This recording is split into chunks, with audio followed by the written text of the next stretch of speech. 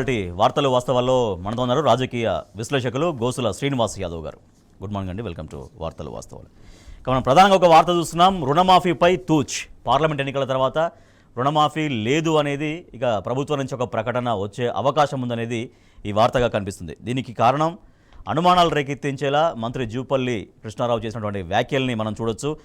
ఎన్నికల సమయంలో, ప్రచారం సమయంలో మేము రుణమాఫీ చేస్తామని మాట ఇచ్చింది వాస్తవమే, కానీ ఆర్థిక పరిస్థితి సహకరించేలాగా లేదు. అప్పటికి 2 లక్షల కోట్ల అప్పే ఉందని చెప్తే మేము అదే నిజం అనుకున్నాం మేము, కానీ తీరా వచ్చిన తర్వాత చూస్తే 8 లక్షల కోట్ల అప్పు ఉంది. దానికి వడ్డీలు కట్టడం కోసం మళ్ళీ అప్పులు చేస్తున్నాం కాబట్టి రుణమాఫీ పైన ఎటువంటి స్పష్టత ఇవ్వలేదు. దాదాపు ఏటా 67,000 కోట్లు అప్పే కట్టాల్సి వస్తుంది కాబట్టి రుణమాఫీగా ఇచ్చే పరిస్థితి లేదు అనేది ఆయన చెప్పకనే చెప్పినట్టుగా ఈ వార్త మనం చూస్తున్నాం. శ్రీనివాస్ యాదవ్ గారు, రుణమాఫీపై ప్రభుత్వం వెనక్కి పోతున్నట్టుగానే కనిపిస్తోందా? జూపల్లి కృష్ణారావు గారు చేసిన కామెంట్స్ ఏం చెబుతున్నాయి?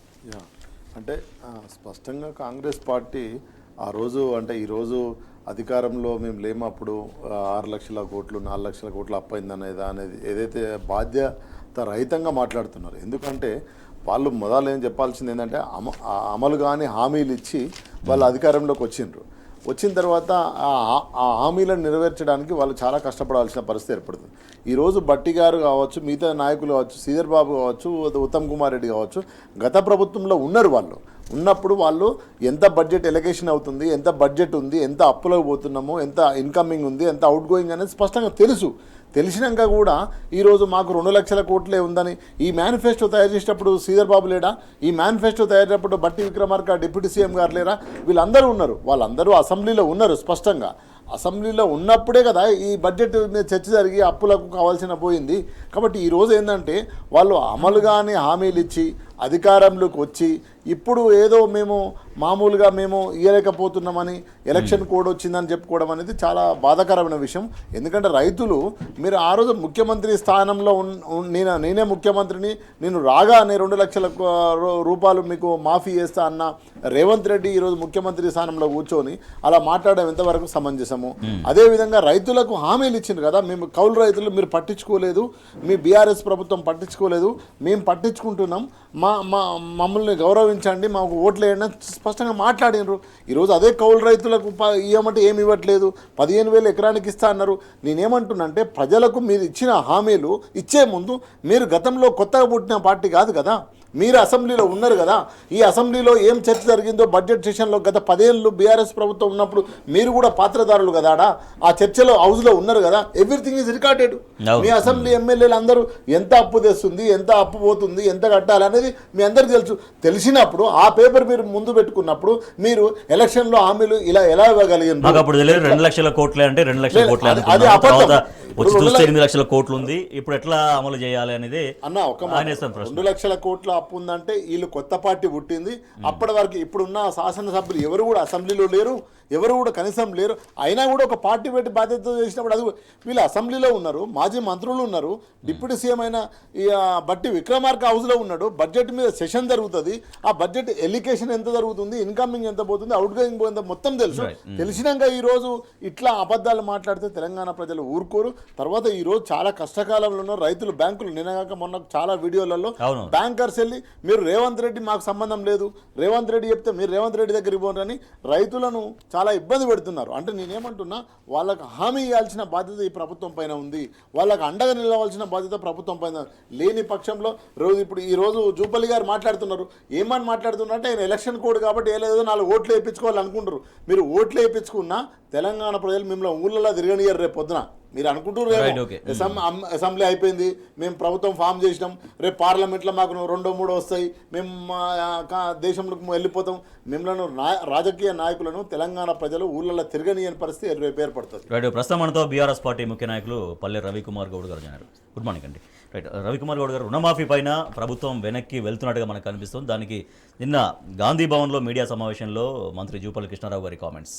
సో మేము ఎలక్షన్స్ అప్పుడైతే హామీ ఇచ్చినాం, బట్ ఇప్పుడు ఆర్థిక పరిస్థితి అందుకు సహకరించట్లేదు అంటే దాదాపుగా రుణమాఫీ పైన చేతులు ఎత్తేసినట్టున. ఎందుకంటే ఇప్పటికే వారు ప్రస్తావించినట్టుగా రైతులకు నోటీసులు ఇస్తున్నారు, బ్యాంకర్లు వచ్చి మీరు రుణాలు కట్టాల్సిందే అంటూ బాగా ప్రెజర్ చేస్తున్నారు.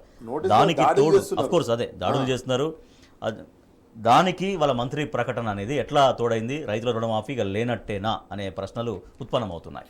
దాంట్లో మిత్రులకు అందరికీ నమస్కారం. మీరు చెప్పిన దాంట్లో అసలు రెండో సందేహమే లేదు. కాంగ్రెస్ పార్టీ అవసరాల కోసం ఎన్ని మాటలైనా చెప్తుంది. అవసరం తీరిన తర్వాత ఎంత మోసం చేయడానికైనా దిగజారుతుంది. దానికి ఇవాళ కొత్త కాదు, దానికి ఉన్న చరిత్రే అది. ఎందుకు అంటే ఇవాళ ఇప్పుడు మాట్లాడుతున్నారు, రైతు రుణమాఫీ అన్నారు, 2 లక్షలు అన్నారు. చాలా స్పష్టంగా చెప్పిన మాట ఏంటంటే, ఆ రోజు ఇవాళ మీరు కేసీఆర్ చేసిన రుణమాఫీ, 1 లక్ష రుణమాఫీ చేసినా కూడా మళ్ళీ రేపే పోయి బ్యాంకులో పోయి 2 లక్షలు తెచ్చుకోండి, 2 లక్షలు తెచ్చుకోండి, డిసెంబర్ 9వ తారీఖు నాడు అధికారంలోకి వస్తున్నాం, వచ్చిన వెంటనే ఆ 2 లక్షల రుణమాఫీ చేస్తామని చెప్పేసి చెప్పారు. ఇవాళకి 100 రోజులు దాటిపోయింది. వాళ్ళు చెప్పినటువంటి 100 రోజుల గడువు కూడా దాటి 110 రోజులు అవుతుంది. ఇట్లా ప్రతి రైతు రుణమాఫీ కాదు, రైతు బంధును ఇప్పటికీ 100% రైతు బంధు అందలే. దానికే రైతు సహాయం అని చెప్పేసి పేరు మారుస్తామో ఇంకోటి ఏదో పేరు ఏదైనా కావచ్చు చేసినటువంటిది చేసి 10,000 కాదు, ఎకరానికి 15,000 చొప్పున ఇస్తామని చెప్పారు. అది ఇప్పటికీ కనీసం ఆ ఇచ్చిన అప్పటి వరకు సిద్ధం చేసినటువంటి 7,500 కోట్ల రూపాయలని ఆపిచ్చినటువంటి వాళ్ళు వీళ్ళు. లేకపోతే ఆ రోజే ఎన్నికల కమిషన్కు ఫిర్యాదు చేసి చేయకపోతే ఆ రోజు 7,500 కోట్లు రైతులకు స్ట్రేట్ అవే సింగిల్ స్ట్రోక్ తోటి వచ్చాయి. అవి కూడా ఆపేసింది, అయిపోయినాయి. అవి ఏం చేసారు, వాటిని వీళ్ళ అవసరాల కోసం వీటి అటు ఇటు డబ్బులు డైవర్ట్ చేసేది అయిపోయింది. మూడవది 500 రూపాయలు బోనస్ అని చెప్పారు పంటకి. అసలు దాన్ని ఊసేయలేదు. కౌలు రైతుకు అని చెప్పిండ్రు, కౌలు రైతుకు 15,000 అని చెప్పారు.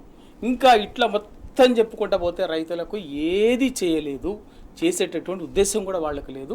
ఎందుకంటే అధికారంలోకి వచ్చిన ప్రజలు అప్పగించినటువంటి అధికారంలోకి వచ్చిన డే 1 నుంచి వాళ్ళు చేస్తున్న పని ఏంటంటే, ఎంతసేపు వాళ్ళ అటిట్యూడ్ ఏంటంటే కేసీఆర్ గారి మీద 10 ఏళ్ళ తెలంగాణని అన్ని రంగాల్లో అగ్రభాగాన్ని తీసుకుపోయినటువంటి తెలంగాణ ప్రభుత్వాన్ని అప్రతిష్ట పాలు చేయటం మీద చేసినటువంటి ప్రయత్నమే తప్ప ఈ రాష్ట్రాన్ని పరిపాలించాలని, ప్రజల సమస్యలకు ఒక పరిష్కారం చూపించాలి కానీ మనం ఇచ్చినటువంటి హామీలని నెరవేర్చాలనేటువంటి ఆలోచన కానీ ప్రయత్నం కానీ వాళ్ళు చేసినటువంటి ఉద్దేశం కానీ ప్రయత్నం కానీ లేదు. లేకపోగా ఆల్రెడీ ఇచ్చినటువంటి 6 గ్యారంటీలో ఇప్పటికీ 5 అమలు చేసినామని చెప్తున్నారు. మరి ఏది అమలు చేస్తున్నారో కూడా ఇవాళ ప్రజలకు తెలియాలి.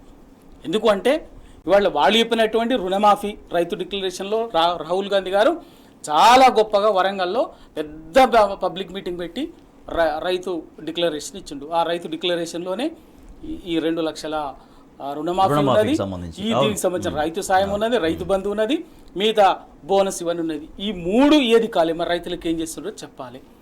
అట్లాగే యూత్కు, అట్లాగే మహిళలకు, మిగతా అన్ని రంగాల్లో 420 హామీలు ఇచ్చి దాంట్లో 6 గ్యారంటీల్లో కూడా ఫుల్ ప్లెడ్జ్గా ఉన్నటువంటి 6 గ్యారంటీలు అని చెప్పినటువంటి మోసపూరితమైనటువంటి వాగ్దానంలో కూడా 13 ఉంటే ఇప్పటికీ చిన్న చిన్నవి 4-5 చేసి మొత్తం 6 గ్యారంటీలో 5 అయిపోయినాయని చెప్పేసి ఎందుకంటే దాంట్లో ఆరోగ్యశ్రీకి సంబంధించి 10 లక్షలకు పెంచడం అనేది అంతకుముందే ప్రభుత్వ కేసీఆర్ గారే అప్పటికే దాన్ని జీవో ఇవ్వడము, ఆచరణలకు ప్రాక్టీస్ అమల్లోకి తీసుకురావడం జరిగింది. అది కూడా కొత్తగా చెప్పుకొని దాని ఏదో చేసినట్టుగా ఇంక ఏది కూడా చేయకుండా ప్రజల్ని మోసం చేయటం, మళ్ళీ మోసం చేయటం అనేటువంటి దేశం. ఇవాళ పార్లమెంట్ ఎలక్షన్లో నిజంగా మరొకసారి ఇంకింత పెద్ద ఎత్తున మోసం ఇది చేసినాం అనేది చేసినటువంటిది. ఇలా నిన్న రేవంత్ రెడ్డి గారు ఇంకా ఏం చెప్తున్నారు, వీళ్ళ పరిపాలన అంటే 100 రోజుల పరిపాలనకు మీరు చూసి ఓట్లు వేయండి, ఒక రెఫరెండం. అది మాట్లాడదాం శ్రీనివాస్ యాదవ్ గారు. సో వారు చెప్తున్నట్టుగా రైతులకు ఏం చేసింది వచ్చినాక ప్రభుత్వం? రుణమాఫీ అనేది చేయలేదు, రైతు బంధు అనేది పూర్తిగా అది 3 ఎకరాల వరకు పడిందో దాంట్లో కూడా స్పష్టత పూర్తి స్థాయిలో లేదు. రైతు బంధు అనేది లేదు. సో ఇట్లా రైతులకు ఏం చేసింది? పైగా ఇవాళ రైతన్న రోడ్డు ఎక్కాల్సిన పరిస్థితి, సాగునీళ్లు ఇవ్వండి అంటూ అనేక చోట్ల ఆందోళనలు కొనసాగుతున్నాయి. నిన్న మంతని అలాగే కొండన్నపల్లిలో రాస్తారోకలు చేసి వందలాదిగా రైతులు తరలి వచ్చి అక్కడ నిరసన వ్యక్తం చేశారు. అంటే స్పష్టంగా అర్థమవుతుంది వాళ్ళకు ప్రభుత్వం పైన కానీ ప్రజలపైన కానీ ఒక పరిపాలించే విధి విధానాలు వాళ్ళకు లేవు.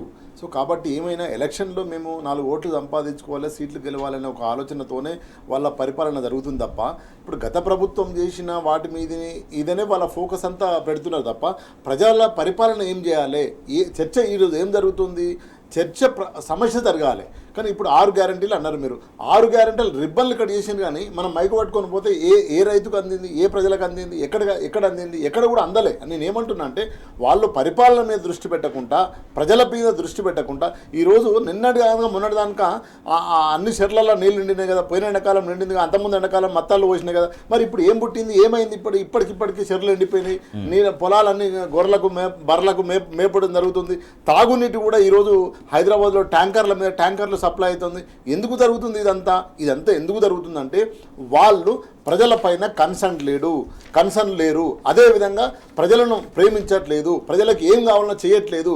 కాబట్టి వాళ్ళది కలెక్షన్ మీద పడ్డారు తప్ప, ఓన్లీ ఇప్పుడు ఎలక్షన్లో వాళ్ళు కలెక్షన్ చేసి ఢిల్లీకి పంపించే ఆలోచనలో ఉన్నారు తప్ప మిగతాది ఏం చేయట్లేదు కదా. తెలుస్తుంది కదా. తెలిస్తే ఈ 100 రోజులలో గింత వ్యతిరేకత ఎందుకు రావాలి? ఎందుకు ప్రజలకు ఏం కోరుకుంటారు? ప్రజలు నీళ్ళు ఇవ్వమంటుండ్రు, కరెంట్ ఇవ్వమంటుండ్రు, పండిన పంటకి ఇంత రేట్ ఇవ్వమంటారు. నీ 6 గ్యారెంటీలు గంగలబోను ఏమిస్తున్నావో రేపు పొద్దున తెలుస్తుంది. కానీ ఇప్పుడు జరుగుతున్నది నిత్యం అవసరాలు. డ్రింకింగ్ వాటర్ ఏమంటారు? మీరు ఏ అపార్ట్మెంట్లో హైదరాబాద్లో చూసుకోండి, ఈరోజు డ్రింకింగ్ వాటర్ చాలా ప్రాబ్లం అవుతుంది. మరి 6 ఏళ్లలో 7 ఏళ్లలో ఎందుకు జరగలేదు? ఎట్లా జరిగింది అంటే మనం ఇదేదో పెద్ద రాకెట్ సైన్స్ చర్చలు కాదు. సింపుల్ సిటీ ఏంటంటే తాగునీరు ఎందుకు రావట్లేదు, కరెంట్ ఎందుకు ఇవ్వట్లేదు, పొలాలు ఎందుకు ఎండిపోతున్నాయి, గ్రౌండ్ వాటర్ ఎందుకు తగ్గిపోతుంది. సో ఇది చెయ్యకుండా ఓన్లీ వాళ్ళు అవతల పార్టీ మీద బదనాం చేసుడు, బట్టగాల్చి మీదేసి కాలం గడిపించుకోవాలని చూస్తారు. కాబట్టి అది ఎక్కువ రోజులు నడవదు. రవికుమార్ గారు, కేసీఆర్ పొలం బాట అంటే ఒక కార్యక్రమం తీసుకోబోతున్నట్టుగా మనకు పత్రికల్లో వార్త కల్పిస్తుంది. నీళ్ళలోకి ఎండిపోయిన పంటలు స్వయంగా కేసీఆర్ గారు వెళ్ళి పరిశీలించబోతున్నారంటూ త్వరలో నల్గొండ జిల్లా నుంచి అది ప్రారంభం కాబోతున్నట్టుగా ఉంది. మరి దీని మీద పూర్తి స్థాయిలో ఇంకా స్పష్టత రావాల్సి అయితే ఉంది. ఎందుకంటే ఇవాళ కేసీఆర్ గారు ఇప్పుడు సోదరులు శ్రీనివాస్ గారు చెప్పినట్టుగా కేసీఆర్ గారికి తెలంగాణ అంటే ప్రేమ, తెలంగాణ రైతు అంటే ప్రేమ, తెలంగాణలో ఉన్నటువంటి ప్రతి సబ్బన్న వర్గాలంటే ఆయనకు ఒక ఆత్మీయమైనటువంటి మానవ సంబంధం ఉన్నటువంటి వ్యక్తి కేసీఆర్ గారు. అందుకే తెలంగాణ వచ్చిన వెంటనే ప్రతి సంక్షేమ కార్యక్రమాన్ని కానీ, అభివృద్ధి కార్యక్రమాన్ని కానీ ఒక మానవీయ కోణంలో ఒక అద్భుతంగా భవిష్యత్ తరాలను దృష్టిలో పెట్టుకొని చేపట్టినటువంటి అభ్యుదయ కార్యక్రమమైన, సంక్షేమ కార్యక్రమమైన.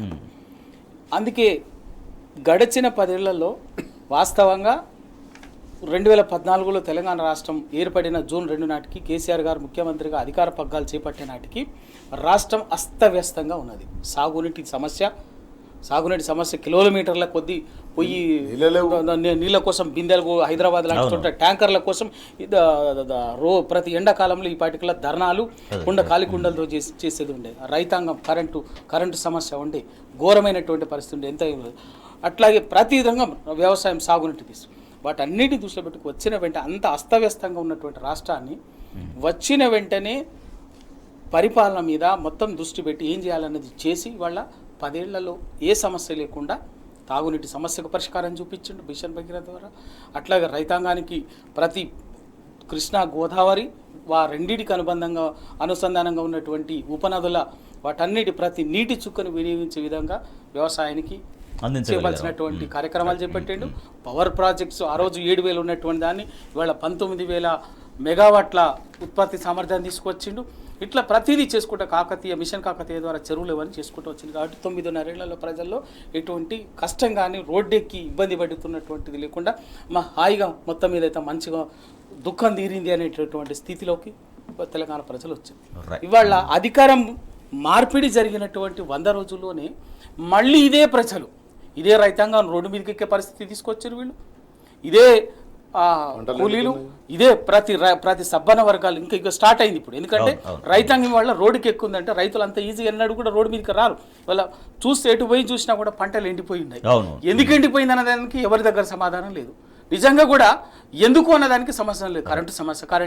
తాగునీటి సమస్య వస్తుంది ఊర్లల్లో. హైదరాబాద్ లాంటి చోట తాగునీటి సమస్య వస్తుంది, కరెంటు సమస్య వస్తుంది, అన్ఇంటరప్టెడ్గా పవర్ సప్లై ఉండే, ఇవాళ లేదు. వీటన్నిటిని దృష్టిలో పెట్టుకొని వాళ్ళ కేసీఆర్ గారు, ఎందుకంటే ప్రజలు మళ్ళీ మరొకసారి ఏదో పొరపాటున జరిగినటువంటి ఒక విలక్షణమైన తీర్పులో అధికారం పోయినప్పుడు, అధికార మార్పిడి జరిగితే వచ్చినటువంటి మళ్ళీ ప్రజలు 100 రోజుల్లోనే ఇంత కష్టం కోసం, అందుకోసమే వాళ్లకు భరోసా కల్పించడం కోసము రైతులకి, మిగతా అన్ని వర్గాల ప్రజలకి నేను పొలం ఉన్నాను, బాట పార్టీ ఉంది కారణం. అన్నటువంటి ఒక భరోసా భరోసా కల్పించేందుకు, ఒక నైతిక స్థైర్యాన్ని కల్పించడం కోసం. ఎందుకంటే తెలంగాణ రైట్ 40 ఏళ్లుగా ఆత్మహత్యలు చేసుకున్నటువంటి ప్రాంతం ఇది తెలంగాణ. రైతాంగం, చేనేత కార్మికులు, సబ్బన రకరకాల వాళ్ళు మళ్ళీ అటువంటి వైపు, ఎందుకంటే కష్టాలు మొదలైనవి కాబట్టి స్థైర్యం దెబ్బతింటే ఇంకో రకమైనటువంటి సమస్య వస్తున్నది. అటువంటి వద్దని ధైర్యం కల్పించడం కోసం కేసీఆర్ గారు పొలం బాటాన్ని మళ్ళీ క్షేత్రస్థాయిలో అన్ని వర్గాల దగ్గరికి, ఎందుకంటే ఆ రోజు దళితవాడలో నిద్ర వేసిండు, తండాల్లో నిద్ర వేసిండు, రైతుల కోసము పాదయాత్ర వేసి ఇవన్నీ వేసిండు. కాబట్టి మళ్ళీ ఒక్కసారి వాళ్ళ ఉద్యమ స్ఫూర్తితోటి వాళ్ళ క్షేత్రస్థాయిలో సమస్యల్ని పరిశీలించడం కోసం, ప్రజలకు భరోసా ఇవ్వడం కోసం వాళ్ళ కేసీఆర్ గారు త్వరలోనే షెడ్యూల్ కూడా వస్తుంది, ఉంటుంది 100% ఉంటుంది. చిన్న బీఆర్ఎస్ వర్కింగ్ ప్రెసిడెంట్ కేటీఆర్ కొన్ని కామెంట్స్ చేశారు. 2500 కోట్లు ఢిల్లీకి కప్పం కట్టారు సీఎం రేవంత్ రెడ్డి అంటూ బిల్డర్లను బెదిరించి పైసలు వసూలు చేస్తున్నాడు, బిల్డింగ్లకు 3 నెలలుగా అనుమతులు లేవు, డబ్బులు ఇస్తేనే పర్మిషన్లు అంటూ కూడా ఆయన కామెంట్స్ చేశారు. తర్వాత మంత్రుల ఇసుక దందాలు, రైస్ మిల్లర్లకు బ్లాక్ మెయిలింగ్లు, లోక్సభ ఎన్నికల తర్వాత బీజేపీలో చేరే తొలి వ్యక్తి రేవంత్ రెడ్డి అవుతారనేది నిన్న కేటీఆర్ గారు వ్యాఖ్యానించారు. రైట్ రవికుమార్ గారు, నిన్న కేటీఆర్ గారి కామెంట్స్ దేనికి అద్దం పడుతున్నాయి? వాస్తవ పరిస్థితికి అద్దం పడుతుంది. ఏం జరగబోయేదానికి అర్థమవుతుంది. ఇప్పుడు జరుగుతున్న దాన్ని జరగబోయేదాన్ని చెప్పింది కేసీఆర్, ప్రాక్టికల్ చెప్పారు. ఎందుకు అంటే, ఒకటి రాజకీయంగా అయితేనేమో ఇప్పుడు ఏది పరిపాలన అన్నది లేకుండా కేవలం రాజకీయ కోణంలోనే చూస్తున్నారు. సింపుల్గా ఏంటంటే, నిన్న కేటీఆర్ గారు మాట్లాడిన దాంట్లో ఒకటి కూడా ప్రధానమైంది, బిల్డింగ్ పర్మిషన్లు కూడా పొలిటికల్గా వీళ్ళ నోటీసులు లేకుండా, వీళ్ళకి సంబంధం లేకుండా అధికారులు పర్మిషన్ ఇచ్చే పరిస్థితి ఇవ్వకుండా మౌఖికమైనటువంటి ఆదేశాలతోటి ఆపేస్తున్నారు. ఎందుకు అంటే, వాళ్లకు పోయిన ఎన్నికల్లో కానీ ఇప్పుడు ఎన్నికల్లో కానీ అవసరమైనటువంటి పొలిటికల్ ఎలక్షన్ ఫండింగ్ కోసం, ఇక్కడ వీళ్ళకి అవసరం కాదు, దేశంలో కాంగ్రెస్ పార్టీకి అవసరమైనటువంటి పొలిటికల్ ఫండింగ్ కోసం ఇవాళ అధికారంలో ఉన్నటువంటి ఇక్కడ కర్ణాటకలో ఒక పెద్ద ఆయుధంగా వాడుకుంటున్నారు అధికారాన్ని. అది రెండు.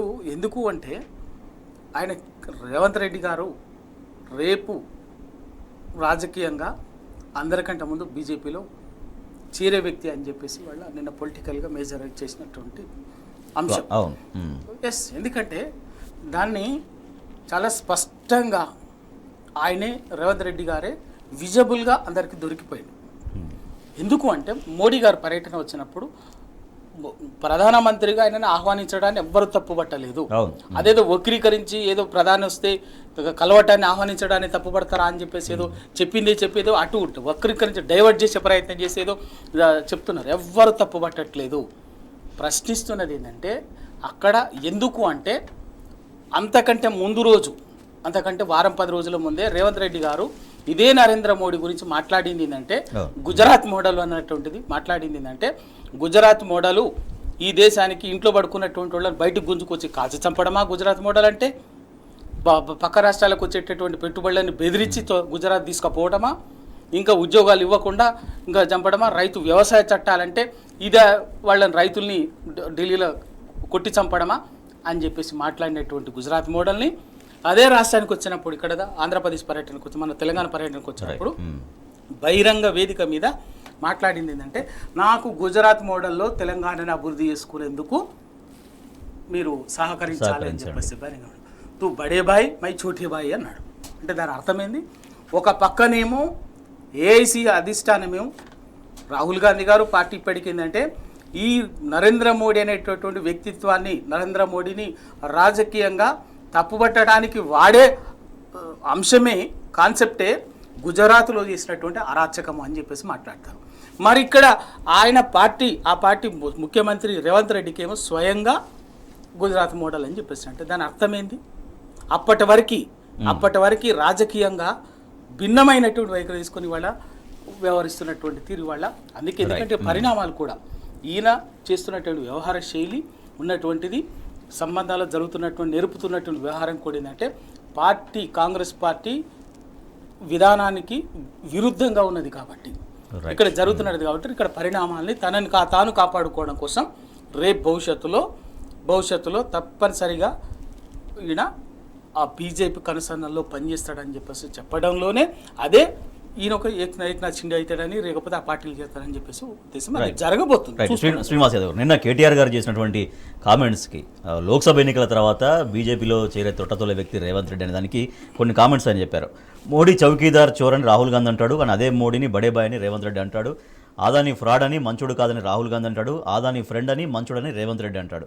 లిక్కర్ విధానంలో స్కామే లేదని రాహుల్ గాంధీ అంటాడు. లిక్కర్లో స్కామ్ జరిగిందని రేవంత్ రెడ్డి అంటాడు. సో పరస్పర విరుద్ధంగా వాళ్ళ ప్రకటనలు ఉన్నాయనేదే దాని బేస్గా కేటీఆర్ గారు మాట్లాడారు. అంటే ఎప్పుడైనా కూడా ఒక వ్యక్తిని మనం అంచనా వేయాలంటే ఆయన వచ్చిన రాజకీయ నేపథ్యాన్ని చూడాల్సిన అవసరం ఉంటుంది. అంటే ఏ ఉద్యమాల నుంచి వచ్చిండు, ఏ సంఘాల నుంచి వచ్చిండు, ఏ నేపథ్యంలో ఆయన చైతన్యమైన వచ్చి ఈ స్థాయికి వచ్చిండు అనేది మనం ప్రధానంగా చూసుకోవాలి. ఇప్పుడు రేవంత్ రెడ్డి వచ్చిన నేపథ్యము ఆర్ఎస్ఎస్ సంబంధించిన నేపథ్యము, ఏబీపీ సంబంధించిన నేపథ్యము, కాబట్టి ఆయనకు ఆలోచనలే ఉంటాయి స్పష్టంగా. కాబట్టి కొత్త ఆలోచనలు ఉండాలనేది కాంగ్రెస్ ఆలోచన, ఆయన కాదు, ఆలోచన కాదు స్పష్టంగా. అందుగురించే ఆయన ఎన్నడైనా నేను బీజేపీకి చేరాల్సిందే కాబట్టి బీజేపీతోనే ఉండాలని కాబట్టి అనే దాని మీద ఆలోచన మీద ఆయన ప్రయాణం చేశాడు.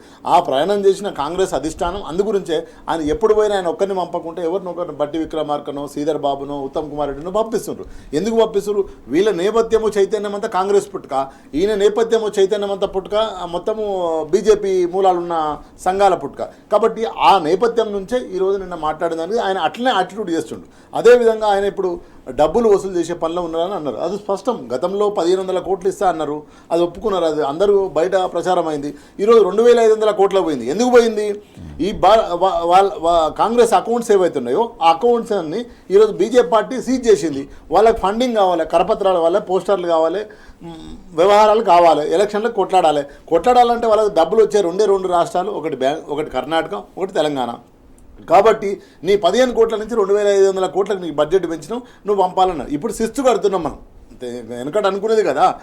అట్లనే ఈరోజు ఢిల్లీ ప్రభుత్వానికి, ఢిల్లీ కాంగ్రెస్కు ఈరోజు రేవంత్ రెడ్డి ఇక్కడ నుంచి శిస్తు తీసుకుపోయి కడితే తప్ప ఈరోజు కేంద్రంలో కాంగ్రెస్ పార్టీ ఎలక్షన్ కొట్లాడే పరిస్థితి లేదు. కాబట్టి ఇదంతా కూడా తెలంగాణ ప్రజలు గమనిస్తున్నారు. ఈరోజు పరిపాలన 100 రోజులలో వచ్చిందన్నావు, 4 నెలలు అవుతుంది. 100 రోజులు అనేది మాట మర్చిపోండి. ఇక 4 నెలలు అయింది. ఈ 4 నెలల్లో నువ్వు ఏం చేసినావు, ఏం సాధించినావు, ప్రజలకు ఏం చేసినావు అంటే ఒక్కటి కూడా చెప్పుకోవడానికి వాళ్ళ దగ్గర లేదు. ఏదో ఉచిత బస్సు అనేది ఒక బస్సు తప్ప నీకు వేరేది ఏం చెప్తావు నువ్వు? దాంట్లో కూడా చాలా కష్టాలు ఉన్నాయి. ఇప్పటి వరకు ఉచిత బస్సు అని చెప్పారు కదా, ఒక్క నెల కూడా పేమెంట్ కట్టలే ఆర్టీసీకి. చెప్పమనండి. ఈరోజు కాంగ్రెస్ పార్టీ ఎవరైనా మాట్లాడవచ్చు. జనవరిది కానీ, ఫిబ్రవరిది కానీ, మార్చిది కానీ ఇప్పటి వరకు కూడా పైసలు కట్టలే ఆర్టీసీకి పైసలు కట్టాలి. 3 కోట్లు 2 కోట్లు నెలకు కట్టాలి. వాళ్ళు ఇంతవరకు కట్టలేదు. ఎందుకు కట్టలేదు? డబ్బులు లేవంటారు. డబ్బులు ఎందుకు లేవు? ఎందుకు పెట్టినావు ఆ స్కీము? కాబట్టి ఇది ఏంటంటే ప్రజలకు అభివృద్ధి కోసం, ప్రజల ఆత్మగౌరవం కాపాడడం కోసం, ఈరోజు రైతుల నీళ్ల కోసం నాయన కాళేశ్వరం కట్టి గతంలో ఎక్కడ వంచనగిరి, ఎక్కడ మైబాదు, ఎక్కడ సూర్యాపేట, ఎక్కడ గోదావరి నీళ్లు తీసుకొచ్చి ఇచ్చిండు గత ప్రభుత్వము. నువ్వు కట్టమంటే కాళేశ్వరం కూలిపోయిందంటే కాపర్ డ్యామ్ కట్టి నీళ్లు వచ్చి చెర్లలో పోతే ఈరోజు రైతులు పంట ఎండపోవు కదా. నువ్వు ఆ పని చేయలేదు. ఏ పని చేసినావు? నువ్వు కూలిపోయింది, కాలిపోయింది అనేది పొద్దున్న దాకా అదే లొల్లి అయిపోయింది నీది. కాబట్టి నేనేమంటున్నా, ప్రజలకు ఈ 4 నెలల్లో రేవంత్ రెడ్డి ప్రభుత్వము, కాంగ్రెస్ ప్రభుత్వం ఏమైనా చేసిందంటే ఏమీ చేయలేదు అనేది ప్రజలు మాట్లాడుకుంటారు. ఇప్పుడు నేను మాట్లాడము, ఇక్కడ రవికుమార్ అన్న మాట్లాడడం, మీరు మాట్లాడడం కాదు, ప్రజలు మాట్లాడుకుంటారు. ప్రజలు మాట్లాడి ఈరోజు రోడ్డు మీదకి వచ్చి ఎస్ఐల కాళ్ళు మొక్కి ధర్నాలు చేస్తున్నారు. ఎందుకు ధర్నాలు చేస్తుండ్రు? ఎందుకు 180 మంది రైతులు ఆత్మహత్య చచ్చిపోయింది 4 నెలల్లో? ఎందుకు చనిపోయినరు? మరి ఎందుకు వచ్చింది? గతంలో ఏదైతే వాళ్ళ గురువు గారు ఏదైతే చెప్పిండ్రో, ఏది కరెంటు మీద బట్టలు ఆరేసుకోని తీగల మీద అన్నారో, ఈ రోజు అదే పరిస్థితి రాబోతుంది. కాబట్టి తెలంగాణ ప్రజలు చూస్తున్నారు. కాబట్టి ఇప్పటికైనా ప్రజల కోసం మాట్లాడండి, ప్రజల కోసం పరిపాలన చేయండి అని మనం అప్పీల్ చేయాలి. మా 100 రోజుల పరిపాలనకు రెఫరెండం లోక్సభ ఎన్నికలుగా ఉండబోతున్నాయి అనేది ముఖ్యమంత్రి గారు పదే చెప్తూ ఉన్నారు. సో ఎట్లా ప్రజలు ఇవాళ ఎటువంటి పరిస్థితులు ఫేస్ చేస్తున్నారో ఆ పరిస్థితులు ఎట్లా రిఫ్లెక్ట్ చేస్తారు లోక్సభ ఎన్నికల్లో అనుకుంటున్నారు? ఇక్కడ ఈ 100 రోజుల్లో అంటే 100 రోజులు కూడా దాటిపోయి 10 రోజులు అయింది.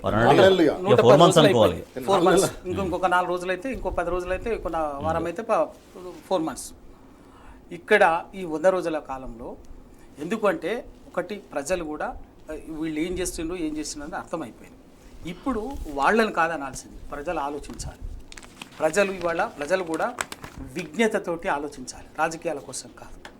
10 సంవత్సరాల కాలంలో ఏమి అడగకుండానే కేసీఆర్ గారు అనేక సంక్షేమ కార్యక్రమాలు, సబ్బన వర్గాల కష్టాన్ని, దుఃఖాన్ని లెక్కలోకి తీసుకొని వాళ్ళ సమస్యలు పరిష్కారం చేసిండు, వాటికి ఓ దారి చూపించిండు, శాశ్వతంగా పెట్టుకునేటట్టు. ఆ ఏర్పాటు చేసినటువంటి వ్యవస్థల్ని కూడా నిర్వహించలేనటువంటి వాళ్ళు ఇవాళ అధికారంలోకి వచ్చి మాయ మాటలతో వచ్చిండ్రు. ఆ మాయ మాటలు ఏందో స్పష్టంగా 420 హామీలు ఇచ్చారు. 1-2 కాదు, 420 హామీలు. యూత్ డిక్లరేషన్ పేరు మీద కావచ్చు, బీసీ డిక్లరేషన్ పేరు మీద కావచ్చు, నిరుద్యోగుల డిక్లరేషను, రైతు డిక్లరేషను, దళిత డిక్లరేషను, ఆది గిరిజన డిక్లరేషన్, ఇట్లా వేరు వేరు పేరు మహిళా డిక్లరేషన్ పేరు మీద 420 హామీలు ఇచ్చారు. ఆ 420 హామీలలో ఇవ్వడమే కాకుండా వాటికి ఏం చెప్పారు వాళ్ళు, డిసెంబర్ అధికారంలోకి వచ్చిన రోజే, మొట్టమొదటి రోజే డిసెంబర్ 9వ తారీఖు ఎల్బీ స్టేడియంలో ప్రమాణ స్వీకారం రోజే అన్నిటికీ మేము నిర్ణయం తీసుకుంటాం, అన్నిటిని మొదలు పెడతామని చెప్పారు. అయిపోయింది. అధికారంలోకి వచ్చిన తర్వాత మాట మార్చి 100 రోజులు అన్నారు. సరే, అయినప్పటికీ కూడా 100 రోజులు, ఆ 100 రోజులకు కూడా ఆ హానిమూన్ పీరియడ్ కూడా మూసిపోయింది. ఇవాళ ఇప్పటికి కూడా ప్రజలకు ఇచ్చినటువంటి ఏ మేజర్ హామీని, ఉద్యోగాల భర్తీకి సంబంధించింది ఒక నోటిఫికేషన్ వేయలే, అన్ని అబద్ధం చేసిన.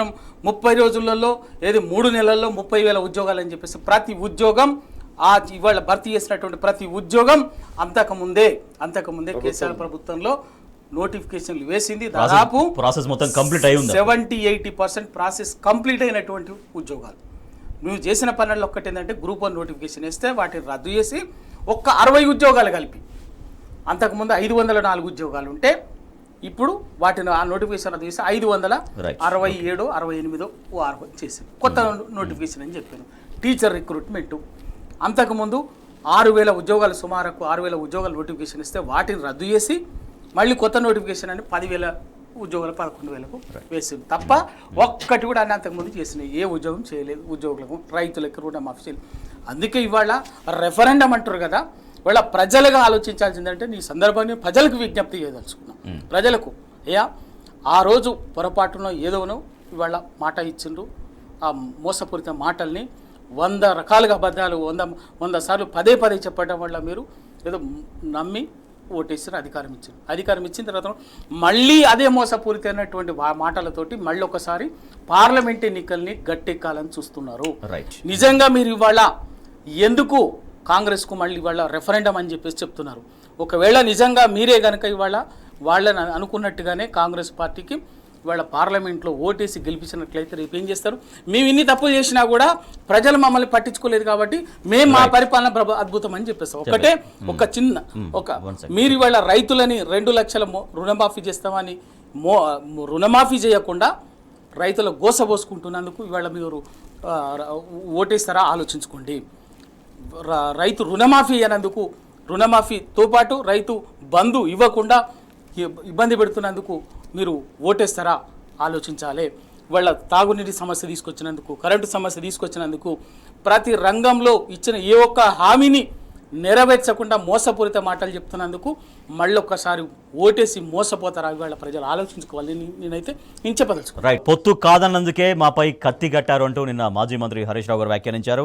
కక్షతోనే ఎమ్మెల్సీ కవితను అరెస్ట్ చేశారనేది ఆయన పేర్కొన్నారు. అయితే ఇది పొలిటికల్ ల్యాండరింగ్ కేసు, ఇది మనీ లాండరింగ్ కేసు కాదు అంటూ ఎమ్మెల్సీ కవిత నిన్న మాట్లాడారు. కడిగిన ముత్యంలా బయటకు వస్తా, ఖచ్చితంగా నా నిజాయితీని నిరూపించుకుంటా అంటూ తన చాలా విశ్వాసాన్ని వ్యక్తం చేశారు నిన్న రౌస్ అవెన్యూ కోర్టు ఆవరణలో ఎమ్మెల్సీ కవిత గారు. రైట్, శ్రీనివాస్ యాదవ్ గారు, ఇది పొలిటికల్ ల్యాండరింగ్ కేసు, దీంట్లో ఎటువంటి ఆధారాలు లేవు, ఎటువంటి సాక్ష్యాలు లేకపోయినప్పటికీ కూడా కేవలం రాజకీయ కక్ష సాధింపు చర్యల్లో భాగంగా మాత్రమే నన్ను అరెస్ట్ చేశారు, డెఫినెట్గా క్లీన్గా బయటకు వస్తా, ఇది కవిత గారి స్టేట్మెంట్. అంటే స్పష్టంగా మనం గత 10 సంవత్సరాలు చూస్తున్నప్పుడు బీజేపీ ప్రభుత్వము లేదా కేంద్ర ప్రభుత్వం, బీజేపీ ఉన్న కేంద్ర ప్రభుత్వం ఏ విధంగా ప్రాంతీయ పార్టీల బెదిరిస్తుందో మనకు స్పష్టంగా అర్థమవుతుంది. ఒకసారి మన అంచనా వేసుకుంటే, నువ్వు లొంగిపోతే జేబులోకి, నువ్వు లొంగలేదనుకో జైల్లోకి, నువ్వు లొంగినావనుకో వాళ్ళ జేబులో ఉంటావు. అందరూ గతంలో సీఎం రమేష్ వాళ్ళందరూ ఎట్లా పోయినారో మనం అందరికీ తెలుసు. ఒకవేళ నువ్వు లొంగలేదనుకో నువ్వు జైల్లోకి పోవాలి. ఆ విధంగా ఈరోజు కేంద్ర ప్రభుత్వం బీజేపీ పార్టీ స్పష్టంగా చేస్తుందని అర్థమవుతుంది. ఎందుకంటే ఇప్పుడు 1 ఇయర్ ముందు సిసోడియాని అరెస్ట్ చేసింది డిప్యూటీ సీఎం, ఇప్పటి వరకు ఏం తేల్చలేదు. ఎందుకు సంవత్సరం నుంచి నువ్వు కాలయాపన చేస్తున్నావు? ఇంకా నీకు ఆధారాలు దొరుకుతలేవా? ఒక deputy CM, Delhi deputy CM నువ్వు 1 సంవత్సరం నుంచి నువ్వు జైల్లో పెట్టి నువ్వు సాధించింది ఏంటంటే ఈరోజు మోడీ ప్రభుత్వం, మోడీ ఏం చెప్తాడు ప్రజల ముందు? కాబట్టి ఒకవైపు అది జరుగుతుంది. నిన్నగాక మొన్న ఒక 2 నెలల క్రితము హేమంత్ షోరెన్ అరెస్ట్ చేసిండు. జార్ఖండ్ సీఎంను ఎందుకు అరెస్ట్ చేసినావు? నువ్వు జార్ఖండ్లో నువ్వు లొంగిపోవాలి, లేకపోతే లొంగలే. జార్ఖండ్ ఆయన బ్లడ్లో ఉన్నది ఏంది? శంభు సోరెన్ కొడుకు కాబట్టి పోరాటం చేస్తాడు, అయితే నువ్వు జైల్లోకి పో. సో ఈ విధంగా ఈరోజు దేశంలో బీజేపీ ప్రభుత్వం సమస్యల మీద కాకుండా ప్రాంతీయ పార్టీల మీద కేసులు పెట్టి జైల్లో పంపించి ఈడీలను, సిబిఐని, ఈడీలను ఇవన్నీ పంపించి, ఐటీని పంపించి ఏదైతే లొంగ తీసుకునే ప్రయత్నం చేస్తుంది. నిన్నగాక మొన్న ఈరోజు ఏదైతే తృణమూల్ కాంగ్రెస్ ఉందో, మమతా బెనర్జీ పోరాటం చేస్తుంటే ఆమె క్యాబినెట్లో ఉన్న మంత్రి మీద ఐటీ దాడులు జరుగుతున్నాయి, ఈడీ పోతున్నది. అంటే ఈ దేశంలో నువ్వు బీజేపీ ప్రభుత్వానికి లొంగనట్టు ఉండకపోతే నీ మీద ఈడీ వస్తుంది, సిబిఐ వస్తుంది, ఐటీ వస్తుంది. నువ్వు లొంగిపోయినావు అనుకో, నువ్వు ఏమి లేదు, నువ్వు జేబులో ఉంటావు. కాబట్టి ఇది కాదు కదా ఈరోజు కేంద్ర ప్రభుత్వం బీజేపీ పార్టీ చేయాల్సింది. ఒకవైపు రైతులు ధర్నాలు చేస్తున్నారు. ఈరోజు ఢిల్లీకి కొన్ని వేల మంది రైతులు, లక్షల మంది రైతులు వచ్చిండ్రు. ఏమని వచ్చిండ్రు? మా పంటకు ఒక రేటు కావాలని వచ్చిండ్రు, మమ్మల్ని గౌరవించాలని వచ్చిండ్రు. దేనికి వచ్చిండ్రు? ఈరోజు నువ్వేం చేసినావు? ఏం చేయలేదు. ఆ రోజు ఈరోజు అక్కడ మొత్తం కాల్పులు జరిపించినావు. ఒక మంత్రి ఒక రైతు ధర్నాలు చేస్తుంటే తొక్కుకుండా పోయి రైతును చంపేసినావు. ఆ ఎంపీకే ఇప్పుడు టికెట్ ఇచ్చిండు మళ్ళీ అదే యూపీలో. అంటే నువ్వు ఈ దేశంలో ఏం చెప్పదలుచుకున్నావు, ఏం లైన్ ఇవ్వదలుచుకున్నావు? కాబట్టి ఇదంతా భారతదేశంలో ఉన్న ప్రజలు గమనిస్తుంటారు బీజేపీ పార్టీని. మీరు ఓన్లీ అదానీ అంబానీలకు మాత్రమే మోడీ ఈరోజు పనిచేస్తున్నాడు. ఈరోజు ఎన్ని ఎయిర్పోర్ట్ల లాంటి గుంజుకున్నాడు, తుపాకీ పెట్టి గుంజుకున్నాడు. ఈరోజు నిన్నగాక మళ్ళీ ఇంకొక పోర్టు గుంజుకున్నాడు అదానికి. ఈరోజు ఇక్కడ ఉన్న శివాజీ ఎయిర్పోర్టు బాంబేలో ఎట్లా గుంజుకున్నారు? మొత్తం మోడీ పనిచేసేది ఏంటంటే క్యాపిటలిస్ట్ వాళ్ళకి పనిచేస్తున్నాడు. నోట్ల బందీ క్యాపిటలిస్టుల కోసమే బంద్ చేయించాడు. సో ఇదంతా అంటే నేనేమంటున్నా, మొత్తం భారతదేశంలో 10 సంవత్సరాలలో ఏ సామాన్యుడైనా బతికిండా, మంచిగా బతికిండా, మన ఆర్థికమైన ముందుకు పోయిండా? పోలే. ఓన్లీ క్యాపిటలిస్ట్ కోసమే ఈరోజు మోడీ ప్రయత్నం చేస్తుండ్రు. అందులో భాగంగానే ఈ భారతదేశంలో ప్రాంతీయ పార్టీలు బలంగా ఉన్నాయి కాబట్టి ఆ ప్రాంతీయ పార్టీలను లొంగ తీసుకోవాలని ఒక లాలూ ప్రసాద్ యాదవ్ ఆర్జేడీ, అదేవిధంగా ఎస్పీ అఖిలేష్ యాదవ్, ఇక్కడ డిఎంకే ఏదైతే ఉందో స్టాలిన్, ఈ విధంగా ఇక్కడ కేసీఆర్ గారిని, అక్కడ తృణమూల్ కాంగ్రెస్ మమతా బెనర్జీని, అక్కడ శంభు సోరెన్ కొడుకు హేమంత్ సోరెన్, ఇలా ప్రాంతీయ పార్టీల నాయకులు బలంగా ఉన్న చోట ఆయన గుంజుకొని వాళ్ళ బతకాలని చూస్తున్నారు. కానీ ఇది ఫెడరల్ కంట్రీ, ఇది రాజ్యాంగబద్ధంగా పుట్టిన పార్టీలు, అక్కడ ఆత్మగౌరవం అస్తిత్వం కోసం పుట్టిన పార్టీలు కాబట్టే ప్రాంతీయ పార్టీలు పుట్టినాయి. ఈ ప్రాంతీయ పార్టీలను అనగదొక్కి కంట్రోల్ చేసుకొని ఆయన చెప్పు కింద పెట్టుకోవాలనే ఒకే ఒక లక్ష్యంతో ఈ రోజు కవితక్కని అరెస్ట్ చేసిండు. అంత తప్ప ఏమున్నది ఇక్కడ? ఎందుకంటున్నా అంటే మరి సిసోడియాను క్లియర్ చేయాలి కదా నువ్వు. సిసోడియాను ఎందుకు 1 year నుంచి ఉంచినావు? కాబట్టి ప్రాంతీయ పార్టీలను, ప్రాంతీయ నాయకత్వాన్ని ఆయన కంట్రోల్ చేయడం కోసం, లొంగిపోవడం కోసమే చేసింది. కాబట్టి ఇది భారతదేశంలో ప్రజలు గమనిస్తున్నారు. రేపు బుద్ధి చెప్పే సమయం దగ్గరలో ఉంది. రైట్. రవికుమార్ గారు, నిన్న కవిత గారు స్వయంగా రౌస్ అవెన్యూ కోర్టు ఆవరణలో మాట్లాడిన మాటలు, ఇదే కేసులో ఆరోపణలు ఎదుర్కొంటున్న ఒక వ్యక్తి డైరెక్ట్గా బీజేపీలో చేరాడు, ఇదే కేసులో ఆరోపణలు ఎదుర్కొంటున్న ఇంకొక వ్యక్తి బీజేపీ కూటమి నుంచి పోటీ చేస్తున్నాడు, ఇదే కేసులో ఆరోపణలు ఎదుర్కొంటున్న మరో వ్యక్తి 50 కోట్లు బీజేపీకి ఎలక్టోరల్ బాండ్ ద్వారా కొన్నాడు. మరి వాళ్ళందరినీ లేనిది కేవలం రాజకీయ కక్ష సాధింపు చర్యల్లో భాగంగానే స్పష్టమవుతుంది. డెఫినెట్గా చాలా క్లీన్గా బయటకు వస్తా అనే విశ్వాసాన్ని వ్యక్తం చేశారు. 100కి 100 పాళ్ళు కవిత గారు చెప్పింది నిజం. ఎందుకంటే 10 సంవత్సరాల మోడీ పరిపాలన చరిత్రను చూస్తే అక్షరాల అదే అర్థమవుతున్నది. ఇప్పటి వరకు నరేంద్ర మోడీ గారి ప్రభుత్వము 10 ఏళ్లలో చేసిన పని ఏంటంటే ప్రాంతీయ స్థానిక అస్తిత్వాలతో బలంగా ఉన్నటువంటి పార్టీలని, రాజకీయ వ్యవస్థల్ని, ఎందుకంటే ఏ స్థానిక అస్తిత్వంతో ఉన్నటువంటి, ప్రాంతీయ అస్తిత్వంతో ఉన్నటువంటి పార్టీ అయినా కూడా అక్కడికి ప్రజలతో ఒక మానవీయ సంబంధం ఉంటుంది, ఎమోషనల్ అటాచ్మెంట్స్ ఉంటాయి, వాళ్ళ వెల్ఫేర్ కానీ మిగతా ఇష్యూస్ సంబంధించి కానీ ఉంటుంది.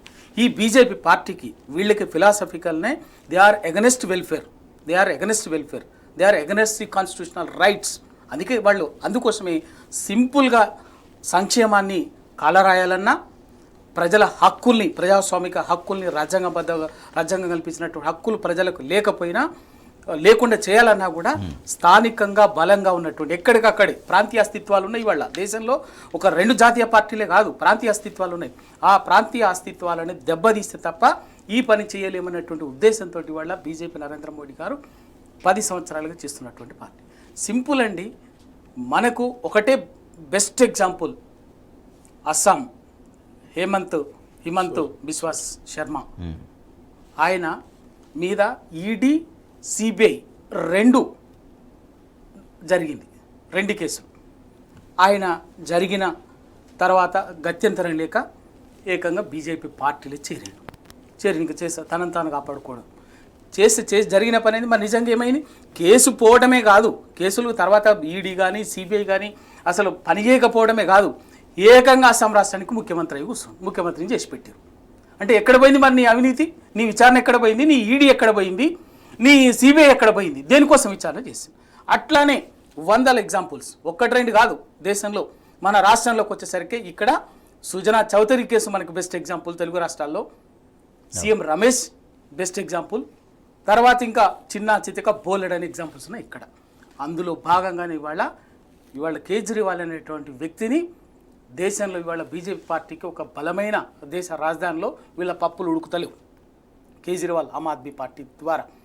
అందుకే ఏం చేసిండని అక్కడ దేశంలో ఆయన ఒక మోడల్గా ఎడ్యుకేషన్ అండ్ హెల్త్ని ఓ మోడల్గా చేసిన తర్వాత ప్రజల్లో ఒక నమ్మకం, ఒక విశ్వాసం అది పంజాబ్కు విస్తరించింది ఇవాళ.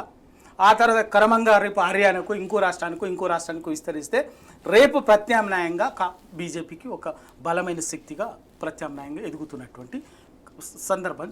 ఆ ప్రాసెస్లో సిసోడియాని, ఆ పార్టీ డిప్యూటీ సీఎం మనీష్ సిసోడియాని బెదిరించి లోబర్చుకొని చేసుకుని మహారాష్ట్ర తరహాలో ప్రభుత్వాన్ని అస్థిరపరిచి ఆయన ముఖ్యమంత్రి చేస్తామంటే ఆయన రాలే, ఆ పార్టీకి అంగీకరించాలి. అయిపోయి ఇంకా ఇప్పుడు ఆయన జైలు ఎందుకుంటే సంవత్సర కాలంగా ఆయన ముఖ్యమంత్రి అయ్యేటోడు, ఏకంగా ముఖ్యమంత్రి అయ్యేటోడు ఏం జరిగేది? పార్టీ ఆమ్ ఆద్మీ పార్టీ అనేది రాజకీయంగా దెబ్బతినేది. Simple thing. మహారాష్ట్ర వాళ్ళు చేసిన పని అదే, ఇంకా ఎక్కడ చేసినా కూడా చేస్తున్నటువంటి పని. ఇక్కడ తెలంగాణలో కూడా సేమ్ అట్లనే. ఇవాళ తెలంగాణలో కూడా ప్రాంతీయ అస్తిత్వానికి, తెలంగాణ అనే ప్రాంతీయ అస్తిత్వానికి ఒక బలమైన శక్తిగా ఉన్నటువంటిది టీఆర్ఎస్ పార్టీ, కేసీఆర్ గారు.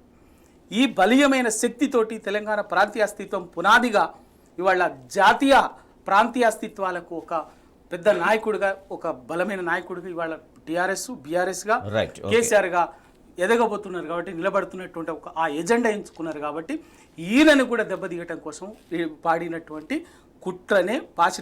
వేసినటువంటి కుట్రనే పన్నినటువంటి కుట్రనే కవిత గారిని అరెస్ట్ చేయాలనేటువంటి కూడా ఇక్కడ ఇప్పటికీ ఈ క్షణం వరకు కూడా ఆమెని అప్రూవర్గా మార్చాలనేటువంటి ఒక దుర్మార్గమైనటువంటి చేస్తుంది. అందుకే ఆమె చాలా బోల్డ్గా ఉన్నది. మాకు కేసులు కొత్త కాదు, మిగతా కొత్త కాదు, దీంట్లో ఏమీ లేవు. ఎందుకంటే అందుకే బరాబర్ కొట్లాడతామని చెప్పేసి చెప్తున్నది. జైల్లో ఉంటాయి దాన్ని ఖచ్చితంగా లీగల్ గా కానీ what ever the consequence face చేస్తారు. చివరి వారు చెప్పినట్టుగా ప్రాంతీయ అస్తిత్వం అంటే ఇటువంటి పరిస్థితుల నేపథ్యంలో ప్రాంతీయ అస్తిత్వాన్ని కాపాడాల్సిన బాధ్యత కూడా ప్రజలపై ఎట్లా ఉంది? జస్ట్ ఓన్లీ వన్ వర్డ్లో చెప్పండి, వన్ లైన్లో చెప్పండి. టీఆర్ఎస్ బీఆర్ఎస్ పార్టీ పుట్టింది ప్రాంతీయ అస్తిత్వాన్ని ఆత్మగౌరవం కోసం పుట్టిన పార్టీ. అందులో పుట్టిన బిడ్డనే కవితక్క. ఈరోజు కవితక్క అనేది తెలంగాణ ఆత్మగౌరవం. ఇదండి ఒక సాకల ఐలమ్మ పోరాటం చేసే తత్వం ఉంటుంది ఇక్కడ పుట్టిన ఆడబిడ్డలకు, కానీ కొట్లాడే తత్వం ఉంటుంది, కానీ లొంగిపోయే తత్వం ఉండదు. అన్నదమ్ములతో కొట్లాడతారు, అవ్వయ్యతో కొట్లాడతారు, భర్తతో కొట్లాడతారు, ఢిల్లీతో కూడా కొట్లాడుతుంది. అంతేగాని భయపడే మనస్తత్వం కాదు. ఇక్కడ తెలంగాణ పుట్టిన ప్రతి ఆడబిడ్డ పౌరుషంతోనూ ఒక సాకల ఐలమ్మ లాంటి పౌరుషంతోనూ ఉంటుంది కాబట్టి తప్ప ఏదో వాళ్ళ ఢిల్లీకి లొంగిపోయే పరిస్థితి ఉండదు. స్పష్టంగా కవిత గారు ఏ విధంగా చెప్పారో ఆ విధంగా తప్పకుండా జరుగుతుంది, మనం చూస్తాం. అది thank you so much Gosula Srinivas Yadav గారు. థ్యాంక్ యూ సో మచ్ పల్లె రవికుమార్ గౌడ్ గారు. ఇది ఇవాల్టి వార్తలు వాస్తవాలు. చూస్తూనే ఉండండి టీ న్యూస్.